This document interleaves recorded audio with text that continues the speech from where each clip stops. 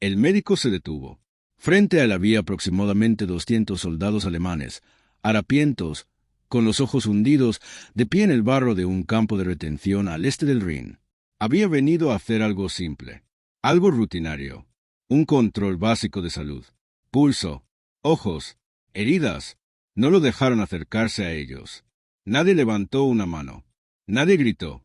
Simplemente se quedaron allí, con los brazos cruzados, los rostros cerrados. Y ese silencio lo decía todo de una manera que ningún rifle podía.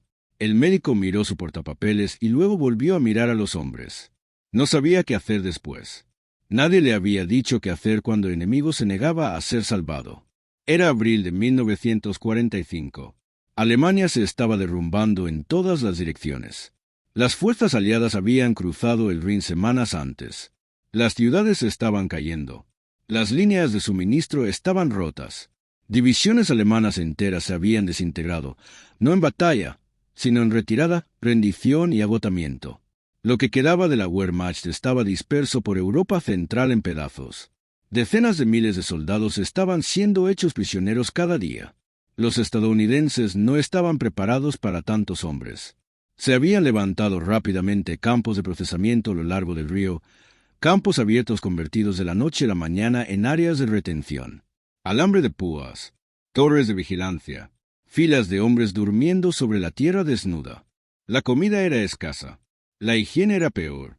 La Convención de Ginebra exigía un trato humano, pero la logística de alimentar y alojar a cientos de miles de soldados enemigos en cuestión de semanas tensó todos los sistemas que tenía el ejército de el Campo 19, uno de estos sitios improvisados cerca del pueblo de Remagen, albergaba a poco menos de 3.000 prisioneros alemanes a mediados de abril. La mayoría eran soldados de infantería. Algunos eran oficiales. Unos pocos eran muy jóvenes, apenas de 18 años, reclutados para una guerra que ya había decidido su resultado sin ellos. El cabo David Mercer, un médico de campaña adscrito al Tercer Ejército, había sido asignado para realizar revisiones de salud en 3 campos esa semana. La tuberculosis se estaba propagando. Las heridas infectadas no estaban siendo tratadas.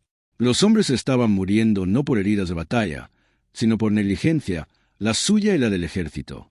Sus órdenes eran claras: examinar a cada prisionero, documentar los hallazgos, señalar los casos críticos para su traslado al hospital de campaña a 2 millas al este. El Campo 19 era su tercera parada del día. Se suponía que sería la más fácil. Mercer llegó al campo poco después de las 8 de la mañana. Los prisioneros habían sido reunidos cerca de la cerca oriental, procedimiento estándar antes de una inspección médica. Estaban en filas sueltas, muchos de ellos aún con uniformes rasgados de la Wehrmacht, algunos sin botas, con los pies envueltos en tiras de tela o arpillera.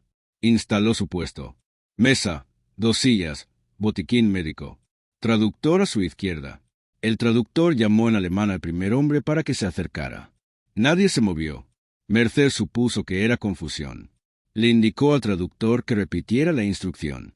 Más fuerte esta vez, más claramente. Aún así, nada. Entonces uno de los soldados alemanes, mayor, un sargento por las insignias que aún conservaba, dio un pequeño paso al frente. No hacia la mesa, solo lo suficiente para ser visto. Dijo algo corto y duro. El traductor hizo una pausa antes de hablar. Dice que no se someterán al examen. Mercer miró al sargento. El rostro del hombre no estaba enojado. Estaba fijo. Hay una diferencia entre un hombre que está furioso y un hombre que ya ha decidido. Este sargento ya había decidido. Dile que es un control de salud, no un interrogatorio. Estamos buscando heridas. El traductor habló. El sargento escuchó. Luego dijo algo más, menos palabras esta vez, y volvió a girarse hacia el grupo. La voz del traductor fue más baja. Dice que un soldado alemán no se desnuda ante el enemigo. Y eso fue todo. Mercer recorrió toda la línea de la formación. Observó los rostros. Algunos de los hombres parecían enfermos, realmente enfermos. Uno estaba temblando ligeramente, intentando ocultarlo. Otro tenía una mancha oscura bajo la chaqueta que no provenía del barro. Pero nadie dio un paso al frente. Nadie pidió ayuda. Los guardias estadounidenses miraron a Mercer. Mercer miró su portapapeles. Luego volvió a su jeep y tomó el teléfono de campaña. El comandante del campo, el capitán Harold Rowe, llegó dentro de la hora. Ya había tratado antes con prisioneros difíciles, unidades de las SS que se negaban a cooperar, oficiales que exigían un trato específico bajo la Convención de Ginebra, soldados jóvenes a quienes sus comandantes les habían dicho que el cautiverio estadounidense significaba ejecución. Manejar la hostilidad formaba parte del trabajo. Pero esto era diferente. Estos hombres no estaban siendo hostiles. Estaban quietos. Y hay algo más difícil de manejar que la ira. Es la negativa silenciosa. No te da nada contra lo que responder. Rowe recorrió la línea él mismo. Habló por medio del traductor. Explicó que las revisiones eran obligatorias, que los hombres enfermos recibirían tratamiento, que la cooperación quedaría registrada y afectaría el tiempo de su procesamiento. El sargento escuchó todo. Luego dijo, en un inglés lento y cuidadoso que sorprendió a todos los presentes: «Somos soldados, no pacientes». Rowe se quedó muy quieto. Entendió lo que estaba ocurriendo. Estos hombres habían marchado y combatido durante años bajo un sistema que les enseñó que la debilidad era un fracaso. Habían visto a camaradas ser fusilados por mostrar miedo. Habían sido condicionados a soportar, en silencio, por completo. Y ahora, de pie en un campo estadounidense embarrado, sin nada más que la ropa que llevaban puesta, lo único que aún controlaban era su propia negativa. Rowe ordenó suspender la inspección. Luego, 20 minutos después, tomó una decisión que cambiaría por completo la forma de las siguientes horas. Ordenó retener la ración de comida, ya retrasada por un problema de suministro. No como castigo. No era así como lo planteó. Le dijo al traductor que explicara que la distribución de alimentos formaba parte de la cadena de procesamiento y que el procesamiento requería autorización médica. El campo quedó muy silencioso. Varios hombres se miraron entre sí. Unos pocos miraron al sargento. Él no devolvió la mirada. Estaba mirando el suelo, con la mandíbula apretada, trabajando algo dentro de sí que nadie más podía ver. Entonces un soldado joven cerca de la parte trasera del grupo, quizá de 17 años, no más, se sentó en el barro sin previo aviso, no en señal de protesta. Sus piernas simplemente habían dejado de sostenerlo. Nadie lo ayudó. Nadie podía permitírselo. La noticia llegó al cuartel avanzado de Patton a primera hora de la tarde. Su ayudante resumió la situación en 2 frases. Un campo de aproximadamente 200 prisioneros se negaba a las revisiones médicas. Un oficial subalterno había suspendido la distribución de comida en respuesta, y el enfrentamiento estaba entrando ya en su 4ª hora. Patton no respondió de inmediato. Terminó de leer el informe que estaba sosteniendo. Lo dejó sobre la mesa plegable. Luego se puso de pie, tomó su casco y le dijo al ayudante: «Traiga el jeep». No pidió que la situación se resolviera antes de su llegada. No envió a un oficial superior por delante para negociar.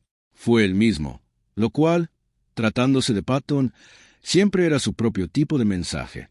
El campo apareció a la vista poco después de las 2 de la tarde. Los prisioneros alemanes seguían reunidos cerca de la cerca. Se veían peor que por la mañana. Al soldado joven que se había desplomado lo habían ayudado a sentarse apoyado contra un poste. El sargento seguía de pie, todavía en la misma posición, como si no se hubiera movido en horas. Patton bajó del jeep. No habló de inmediato. Miró a los hombres durante un largo momento, como mira a alguien cuando está calculando, no reaccionando. Luego caminó hacia el sargento. Se detuvo a 1 metro de distancia. El sargento sostuvo su mirada. Reconoció el rango. No se estremeció, pero algo cambió en su postura. Un leve ajuste involuntario, del tipo que hace tu cuerpo cuando sabe que está en presencia de una autoridad que no puede descartar. Patton habló en voz baja, directamente. ¿Cuánto tiempo lleva aguantando esa herida? El sargento no dijo nada. La que tiene bajo el brazo izquierdo. ¿Cuánto tiempo? Una pausa. No sé a qué se refiere. Si lo sabe. Ninguno de los dos se movió. A su alrededor, el campo estaba completamente en silencio. Los guardias habían dejado de fingir que miraban hacia otro lado. Mercer, de pie junto a su mesa, no se había movido en minutos. Patton no levantó la voz. No hizo gestos hacia los guardias. Dijo una cosa más. Sus hombres lo están observando decidir cuántos de ellos mueren hoy. El sargento miró al suelo. No en rendición, en pensamiento. Su rostro atravesó algo privado y difícil. Luego levantó la vista. Si es tratamiento, dijo lentamente, y no inspección, entonces es diferente. Patton asintió una vez. Eso es. Se giró hacia Mercer sin volver a mirar al sargento. Instale 2 puestos. Traigan más sillas. Denles agua a estos hombres antes de empezar. Comenzó lentamente. El sargento fue el primero. Se sentó a la mesa, y el traductor trabajó en voz baja entre él y Mercer. Debajo de la chaqueta, tenía una herida de metralla vendada con tiras de tela arrancadas de una camisa y dejadas sin tratar durante al menos 10 días. La infección se había extendido al tejido circundante. Le quedaba una semana, tal vez menos, antes de que llegara al torrente sanguíneo. No reaccionó cuando Mercer se lo explicó. Solo asintió. Uno por uno, los demás hombres se acercaron. Tomó el resto de la tarde. 211 hombres fueron examinados antes del atardecer. 31 fueron señalados para traslado al hospital de campaña. Varios tenían neumonía. 2 tenían fracturas que no habían sido inmovilizadas. Un hombre había perdido la mayor parte de la audición por una lesión de explosión semanas antes y no se lo había dicho a nadie. El soldado joven que se había desplomado en el barro estaba severamente deshidratado y desnutrido. Tenía 14 libras menos de su peso adecuado. Había estado en el ejército durante 7 meses. Al anochecer, el campo estaba más silencioso, pero de una manera distinta a la de la mañana. El silencio de la mañana era resistencia. El silencio de la tarde era algo más cercano al alivio. Se habían traído catres para los casos críticos. Se distribuyeron las raciones. Algunos hombres comieron sin hablar. Unos pocos se durmieron antes de terminar de comer. Mercer escribió su informe a la luz de una linterna. Fue el más largo que presentó esa semana. Lo que ocurrió en el campo 19 aquel abril no fue dramático de la manera en que las batallas son dramáticas. No se disparó ni un tiro. Ninguna orden fue desobedecida abiertamente. Nada se ganó ni se perdió en el sentido tradicional. Pero algo real ocurrió en aquel campo embarrado, algo que es fácil pasar por alto cuando la historia se cuenta solo en términos de estrategia y cifras. 200 hombres, entrenados para resistir y condicionados a no mostrar jamás debilidad, tuvieron que encontrar la manera de aceptar ayuda de las personas que los habían derrotado. Eso no es poca cosa. Para soldados que habían luchado durante años de guerra, permitir que un antiguo enemigo tratara sus heridas requería una forma de rendición que no tenía nada que ver con el campo de batalla. Y un hombre, Patton, de todos, un general no conocido por su suavidad, entendió que la única forma de llegar hasta ellos era reformular por completo el acto. No como sumisión, como tratamiento. La diferencia entre esas 2 palabras, en ese momento, fue la diferencia entre que 200 hombres recibieran atención y que 200 hombres se negaran a vivir. Aquí está la pregunta que deja esta historia.